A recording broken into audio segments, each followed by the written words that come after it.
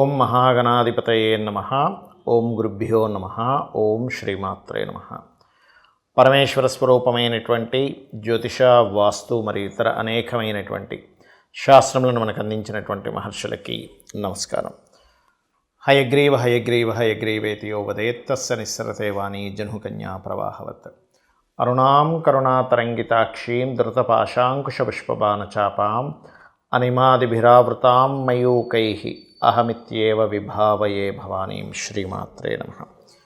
ప్రేక్షకులకి ఆ లలితాంబిక అమ్మవారి యొక్క అనుగ్రహం పరిపూర్ణంగా కలగాలని మనస్ఫూర్తిగా కోరుకుంటూ మనం ఈరోజు చెప్పుకోబోయేటువంటి టాపిక్ ఏమిటి అంటే, సూర్య భగవానుడు మకర రాశిలోకి మకర సంక్రమణం అంటారు. జనవరి 14వ తేదీన ఉదయం 8:59 57 నుంచి 59 మధ్యలో మారుతున్నాడు. ఒక నెల రోజుల పాటు మకర రాశిలోనే ఉంటాడు. మనకి సంక్రాంతి, భోగి, సంక్రాంతి, కనుమను 3 పండుగలు ఉంటాయి. ముఖ్యంగా సంక్రాంతిని పెద్దల పండగ అంటారు. పెద్ద పండగ అంటుంటారు కానీ పెద్ద పండగ కాదు, పెద్దల పండగ. ఈ రవి యొక్క గ్రహస్థితి మారడం మూలంగా 12 లగ్నాల వారికి, లగ్నం తెలియని వారు రాసుల వారికి ఎటువంటి శుభ ఫలితాలు జరగనున్నాయి, ఏ విషయాల పట్ల జాగ్రత్త వహించాలి, ఏ లగ్నాలకి మరి రవి శుభుడైతే ఒక రకమైన ఫలితము, పాపైతే ఒక రకమైన ఫలితం జరుగుతూ ఉంటుంది. కాబట్టి ఏ విషయాల పట్ల జాగ్రత్త, ఏ పరిహార మార్గం చేసుకోవాలి, మరియు అదేవిధంగా మరి లగ్నము, నక్షత్రము ఏమీ తెలియని వారు పర్టికులర్గా ఎటువంటి జాగ్రత్తలు తీసుకోవాలనేటువంటి విషయాలని చెప్తుంది నేనైనప్పటికీ కూడా చెప్పిస్తుంది సాక్షాత్ లలిత అమ్మవారిగా భావిస్తూ మనం ఒక్కొక్క లగ్నం గురించి మనం తెలుసుకుందాం. కర్కాటక లగ్నము, కర్కాటక రాశి. కర్కాటకం వారికి గనక చూసుకున్నట్లయితే రవి సూర్య భగవానుడు మీకు 7వ స్థానంలో మకరంలో సంచారం జరుగుతుంది మకర సంక్రమణం మూలంగా. దీనివల్ల కలిగేటువంటి ఫలితాలు ఏమిటి?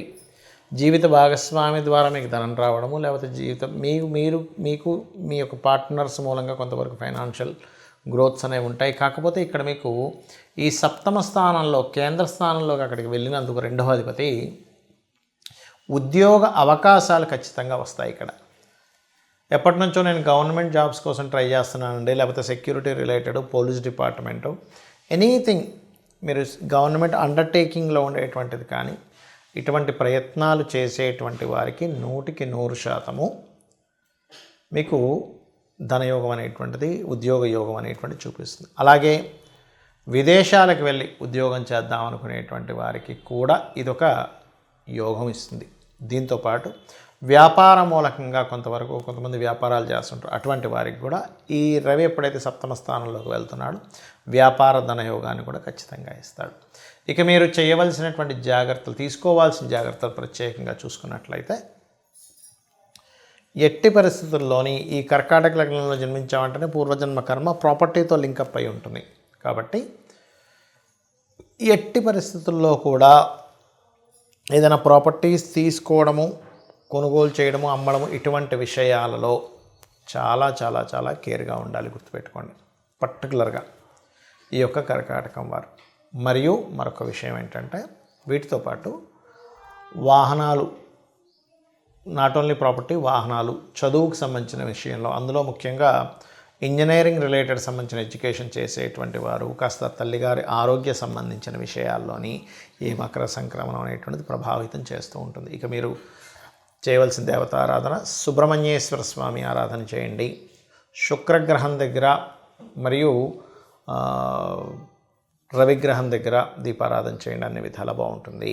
సూర్యుడి యొక్క సంక్రమణం మకరంలో జరుగుతుంది కాబట్టి దీన్ని మనం మకర సంక్రమణము అంటున్నాం. అదే కుంభంలో అయితే కుంభ సంక్రమణము, మేషం అయితే మేషము, లేదా మీనం అయితే మీనము, ఇలా చెప్తూ ఉంటాం. అన్నిటికంటే ముఖ్యంగా మకర సంక్రమణం చాలా గొప్పది. ఎందుకు?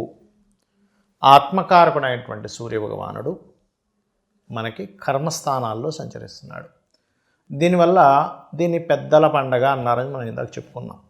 ఈ పెద్దల పండగ రోజు మనం చేయవలసింది ఏమిటంటే, ఇంట్లో మనం పండగ వాతావరణంలో ప్రత్యేకంగా మన పెద్దలు ఎవరైతే ఉంటారో, తాతలు, ముత్తాతలు, ఒకవేళ తండ్రి గారు గతించినట్లయితే తండ్రి గారికి, లేదా తల్లిగారి స్వర్గస్థులైతే శివాక్యం చెందినట్లయితే వారికని, ఎవరైతే గతించిన వాళ్ళు ఉంటారో, సింపుల్గా చెప్పాలంటే వారందరికీ కూడా వారి పేరు మీద తర్పణాలు వదలడము, వారి పేరు మీద స్వయం పాకం ఇవ్వడము, వారి పేరు మీద బట్టల్ని పెడతారు. అంటే వాళ్ళకి చెందుతుంది ఖచ్చితంగా, అందులో ఎటువంటి సందేహం లేదు. దీంతోపాటు ఈ స్వయంపాకం ఇచ్చేటువంటి క్రమంలో ఒక్కొక్క వ్యక్తికి ఒక్కొక్క సమస్య ఉంటుంది. ఎప్పుడు అంటే జీవితాంతం వేధించే ఒక సమస్య ఉంటుంది. ఆ సమస్యకి స్వయంపాకంతో పాటు తత్సంబంధించినటువంటి పదార్థం దానం కనుక ఇచ్చినట్లయితే ఆ సమస్య ఖచ్చితంగా తీరిపోతుంది. అదేంటో చెప్తాను ఇప్పుడు నేను మీకు. ఉదాహరణకి కొంతమందికి చూడండి, చేసేటువంటి ఉద్యోగంలో పేరు ప్రఖ్యాతలు రాకుండా, ప్రమోషన్స్ లేకుండా ఇబ్బంది పడుతూ ఉంటారు. అటువంటి వారు ఖచ్చితంగా నువ్వులు, వీలైతే గోధుమలు అయితే ఇంకా అల్టిమేట్, గోధుమలు దానంగా ఇవ్వాలి. లేదండి కొంచెం ఉద్యోగం కోసం కూడా నాకు కొంత ఇబ్బంది ఉంది అని అనుకున్న వారు నువ్వులు గోధుమలు కలిపిస్తే చాలా మంచిది. స్వయంపాకం ఇచ్చే రోజు చెప్తున్నాను నేను మీకు. ఇది ప్రతి అమావాస్యకి చేయొచ్చు మీరు, లేదా ప్రతిసారి ఈ సంక్రమణం జరిగేటప్పుడు చేస్తే కూడా అద్భుతమైన ఫలితాలు వస్తాయి. మనకి క్యాలెండర్లో కనుక చూసుకున్నా మనకి యాప్స్లో కూడా దొరుకుతుంది. ఎప్పుడు మారుతున్నాడు సూర్యభగవానుడు అంటే అందులో చూపించేస్తుంది, నెట్లో కూడా దొరుకుతుంది మనకి ఈ ఇన్ఫర్మేషన్. ఈసారి మాత్రం మనకి 14 జనవరి ఉదయం 8:57 నుంచి 59 నిమిషాల మధ్యలో మారుతున్నాడు ఆయన. ఇక కొంతమందికి మానసిక స్ట్రెస్ ఉంటుంది జీవితాంతం, ప్రతి చిన్న చిన్న విషయాలు కూడా స్ట్రెస్ అయిపోతూనే ఉంటారు. అటువంటి వారు చక్కగా గోశాలకు వెళ్ళి గోవులకి బియ్యం పిండి తినిపించడము. ఇందాక నేను చెప్పినట్టుగా గోధుమల ప్లేస్లో గోధుమ రవ్వ కూడా గోవుకు తినిపించవచ్చు, ఇది ప్రమోషన్స్కి. అలాగే మానసిక స్ట్రెస్ ఎక్కువ పడుతున్నా కాస్త మీరు బియ్యము దానంగా కనుక ఇచ్చినట్లయితే స్వయంపాకంతో పాటు అద్భుతంగా ఉంటుంది. మరికొంతమందికి ప్రతిదీ గొడవలు అవుతుంటాయండి. అది భూ వివాదాలు కావచ్చు, అన్నదమ్ముల మధ్యన గొడవలు కావచ్చు, భార్యాభర్తలతో గొడవలు కావచ్చు, ఎక్కువ అవుతున్నాయంటే మీరు అప్పుడు చేయవలసింది, మీరు కందులు అంటారు, కందులు 1 కేజీంబావు, కందిపప్పు వేరు కందులు వేరు, 3 కందులు 1 కేజీంబావు తీసుకుని ఎరుపు రంగు వస్త్రంతో సహా మీరు స్వయంపాకం ఇచ్చేసినట్లయితే ఖచ్చితంగా మీకు ఆ యొక్క గొడవలకు సంబంధించిన దోషం అనేటువంటిది పోతుంది. అదేవిధంగా పెసలు, ఇది దేనికి ఇవ్వాలి అంటే మీకు వ్యాపార అభివృద్ధి అవ్వటం లేదండి, ప్రతిదీ మిస్కమ్యూనికేషన్స్ అవుతున్నాయి. మిస్కమ్యూనికేషన్స్కి లలితా సహస్రనామాల్లో ఒక గొప్ప నామం ఉంటుంది, ఓం కర్పూర వీటికామోద సమాకర్ష దిగంతరాయై నమః. చేసుకున్నట్లయితే ఖచ్చితంగా ఆ మిస్కమ్యూనికేషన్స్ అనేవి క్లియర్ అవుతాయి. అలాగే పెసలు దానంగా ఇవ్వడం, వీలైతే గోవుకి గోధుమ రవ్వని తినిపించడం. మరియు కొంతమందికి గురుబలం లేదు, ఇప్పుడు ఏ పని చేద్దామని ఇప్పుడు గురుబలం లేదండి, గురువు సరైనటువంటి స్థానంలో లేడు అందుకే ఎదగలేకపోతున్నాడు అంటుంటారు. అది నిజమే. గురువు కనుక సరిగ్గా లేనట్లయితే జన్మజాతకంలో గురు బలం ఉన్నప్పుడు ఉండే జాతకం వేరుగా ఉంటుంది, గురువు సరిగ్గా లేనప్పుడు ఆ జాతకాలు వేరుగా ఉంటాయి.